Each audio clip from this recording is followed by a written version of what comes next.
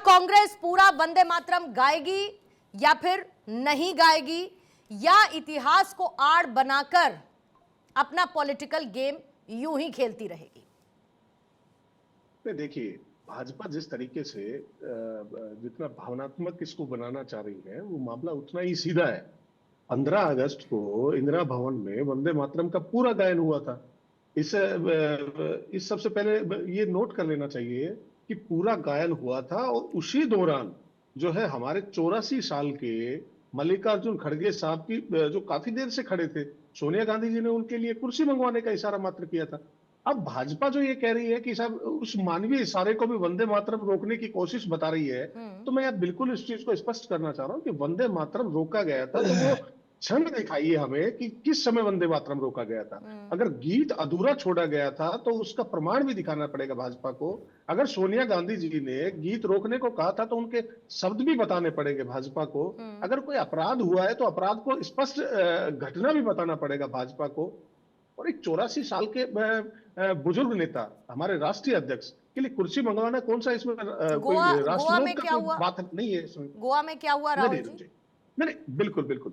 देखिए, स्थिति जो है ये है कि ये सारी चीजें भाजपा इन सब चीजों को इस तरीके से विषय से और देश के जो ज्वलंत गोवा में क्या हुआ मैं ये जानना चाहती हूँ। चलिए, मैंने समझ लिया कि दिल्ली में क्या हुआ, कोई बात नहीं। आप मुझे ये बताइए कि गोवा में क्या हुआ। कोई बात नहीं, आपने एक से ज्यादा बार ये सवाल पूछ लिया, मैं अब उसका जवाब दे देता हूँ। देखिए, सवाल ये है कि क्या इस देश को किस और भाजपा लेकर जाना चाहिए। साहब, गोवा में क्या हुआ, मेरा ये सवाल है जो मैंने आपके मुताबिक 3 से 4 बार पूछ लिया है, तो एक बार मुझे उसके जवाब की उम्मीद है आपसे। गोवा में क्या हुआ? नहीं, अरे साहब देखिए, गोवा में क्या हुआ, जब इसको लेकर कानून बन चुका है, सदन में पास हो चुका है, हमने इसको समर्थन दिया है, सारी चीजें हैं, लेकिन कहीं कोई किसी स्टेट में अगर कोई किसी से चूक हुई है तो वो बिल्कुल देखने लायक है। जब तो हमने मतलब गोवा में कांग्रेस से चूक हुई है?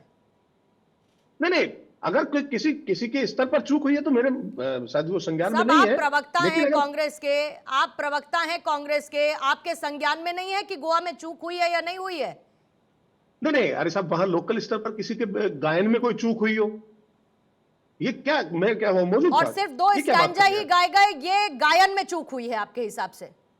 नहीं, कहीं ना कहीं कोई चूक हुई होगी, लेकिन चूंकि स्पष्ट था, पार्टी की तरफ से बिल्कुल स्पष्ट है।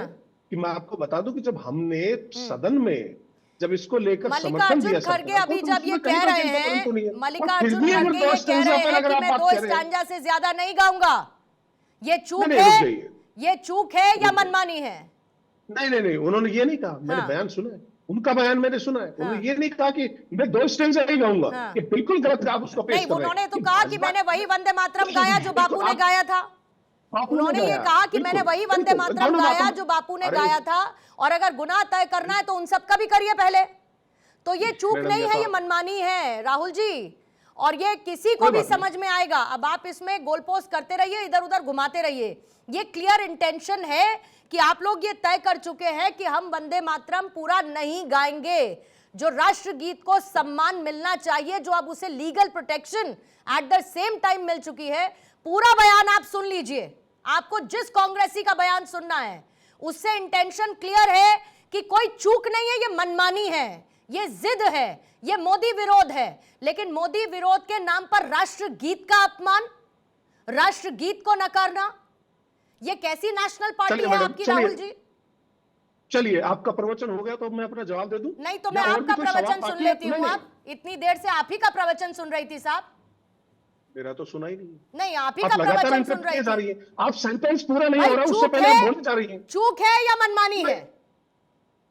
अरे भाई, आप क्या सुनना चाह रहे हैं मेरे मुंह से? जो हुआ है मैं वो सुनना चाहती हूँ। नहीं, आप वो सुनना चाह रहे हैं जो आप मेरे मुंह में डाले। नहीं, आपकी जानकारी में नहीं है, अलग बात है। नहीं, आप पहले एक बार सवाल कर लीजिए। अगर आपको पता नहीं है तो एक अलग बात है।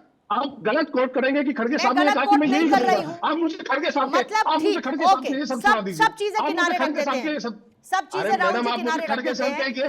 आप पार्टी के प्रवक्ता के तौर पर ये कह रहे हैं कि कांग्रेस को पूरा का पूरा राष्ट्रगीत गाने में, इंक्लूडिंग मल्लिकार्जुन खड़गे, कोई समस्या नहीं है, आप ये कह रहे हैं, तो मैं इसे पार्टी का स्टैंड समझूंगी। अब रुक जाइए, अब मैं जवाब दे सकता हूं अगर आपकी अनुमति हो तो। देखिए, लोकसभा ने इसे जो है 30 जुलाई भाई 2026 को पारित किया और राज्यसभा में भी इसे पारित किया, और 1971 के कानून में संशोधन के जरिए वंदे मातरम को राष्ट्रगान के समान कानूनी संरक्षण देने की बात इंदिरा गांधी की सरकार ने रखी थी साहब। अगर जानबूझकर बाधा डालने पर भी इस पर 3 वर्ष का जो है सजा का प्रावधान भी हमारी सरकार ने किया था, और हमने इस विधेयक का समर्थन किया है। 15 अगस्त को जो पूरा वंदे मातरम गाया गया था, हमने विधेयक का समर्थन किया था। जब हम कानूनी संरक्षण का समर्थन कर रहे हैं, तो ये साफ है कि वंदे मातरम के सम्मान के सवाल पर हमारी स्थिति क्या है। बात यह है कि आप जो सुनना चाह रहे हैं वो मैं नहीं बोल सकता। आप जो मेरे मुंह में डालेंगे, भाजपा जो मेरे मुंह में डालेंगे वो मैं नहीं बोल सकता। इतने कच्चे भी नहीं है राहुल यादव जी, आप इतने कच्चे भी नहीं है कि मैं आपसे चाहूंगी आप ये बोल दीजिए तो आप बोल दीजिएगा। आप बोलेंगे वही जो आपके मन में है, और वो भी शायद बचते बचाते बोलिएगा, वो भी शायद घुमा फिरा के बोलिएगा। इतने कच्चे नहीं है आप, ये बात मैं जानती हूँ बहुत अच्छी तरीके से। अब आप इसको किस तरीके से पेश कर रहे हैं वो तो मैं नहीं कह सकता, लेकिन साहब अब आप जिस तरीके से चीजें पेश कर रहे हैं उसके बाद आप सोचे कोई किसी तरीके से चीजें पेश ना करे तो बड़ी मुश्किल है ना। सब चित्र भी अपनी पटरी अपनी ऐसा तो नहीं हो सकता है। मैं भाजपा की ओर इशारा कर रहा हूँ, आप अपने ऊपर क्यों ले रहे हैं? आप इशारा करिए, बीजेपी की प्रवक्ता यही है राधिका, आपका भी मैं स्वागत करती हूँ। अभी इन्होंने दो बातें कही, इन्होंने गोवा कांग्रेस को लेकर चूक की बात कही और ये भी कहा कि भाई हमने तो समर्थन किया है, तो फिर ये 1937 के फैसले का हवाला कहां से आया, इतिहास की आड़ कहां से आई, जिसकी वोट लेने की कोशिश कांग्रेसी इस वक्त करते हुए नजर आ रहे हैं। और क्या करना चाहती है कांग्रेस वंदे मातरम का विरोध करके, अचीव क्या करेगी, समझना यह भी जरूरी है। सभी को नमस्कार। सबसे पहले तो पूर्णिमा जी प्लीज पीसीआर को कह के थोड़ी वॉल्यूम बढ़ा दीजिए ताकि मुझे सामने वाले की आवाज और बेटर आ जाए। दूसरी बात, आपने ये यहाँ पे बैठ के कह रहे हैं कांग्रेस के प्रवक्ता कि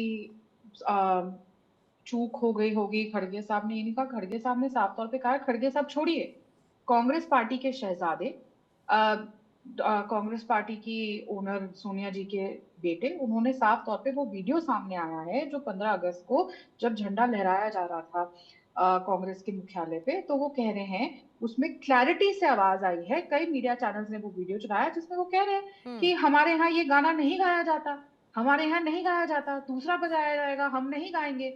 और मैंने 22 साल पूर्णिमा जी कांग्रेस पार्टी में काम किया है, लेकिन इतना गुस्सा मैंने आज तक 22 साल में सोनिया गांधी के चेहरे पे कभी नहीं देखा। मतलब इतना गुस्सा मैंने सुना है कि जब आपकी उम्र हो जाती है तो आपको गुस्सा भी कम आता है, आप और ज्यादा सहिष्णुता दिखाते हैं, लेकिन वहां पे राष्ट्रगान चल रहा था। चाहे कुर्सी, चलो एक सेकंड के लिए हम मान लेते हैं जो कांग्रेस एक झूठ फैला रही है कि कुर्सी चाहिए थी, जो कि बहुत क्लियर है, उनके शब्दों से, उनके चेहरे से दिखाई दे रहा है कि कुर्सी नहीं मांगी जा रही थी। अगर कुर्सी भी मांग रहे थे तो आप राष्ट्रगान का राष्ट्रगीत दोनों के समय में आप वहां पे किसी को रोक के कुर्सी मांगने को नहीं कह सकते। खड़गे जी तो पहले से खड़े थे ना, तो पहले ही कुर्सी मंगवा लेते उनके लिए, वहां कुर्सी क्यों नहीं थी?